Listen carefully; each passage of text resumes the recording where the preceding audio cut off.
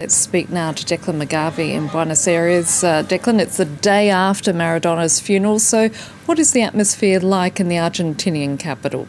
Our regional correspondent Declan McGarvey joins me now from Buenos Aires. Declan, what's the latest? Declan McGarvey reports from Buenos Aires. Will they bury the hatchet or escalate the fight? At the G20 summit in Buenos Aires, all eyes are on the expected bilateral meeting between US President Donald Trump and his Chinese counterpart, President Xi Jinping. Donald Trump has vowed to escalate further should China not meet US demands. This G20 summit in Buenos Aires is all about consensus.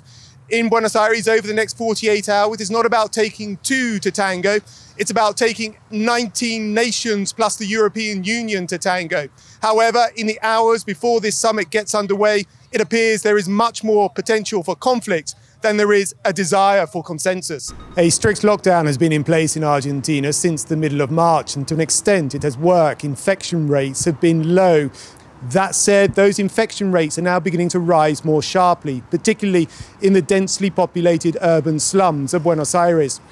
Now, as the Southern Hemisphere winter takes grip in Argentina, this is a nation that is fighting a battle on two fronts, the coronavirus pandemic, but also a lasting and damaging recession that is now in its third year. Alberto Fernandez, the leftist opposition candidate, has a vastly different vision.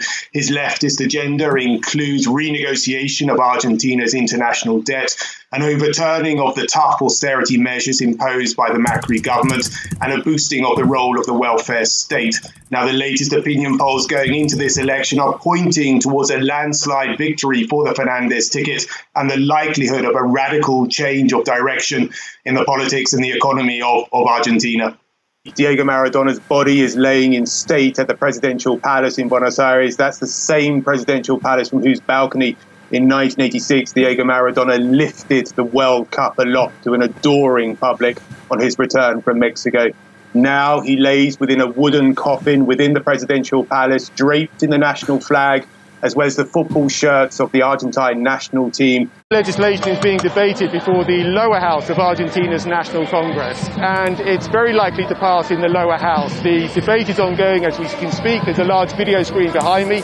People the thousands of people gathered within the plaza here can see their lawmakers debating this on screen, and they're giving their voting intentions and declarations as they go, and it looks like it's going to be an ample majority in favour of a yes vote.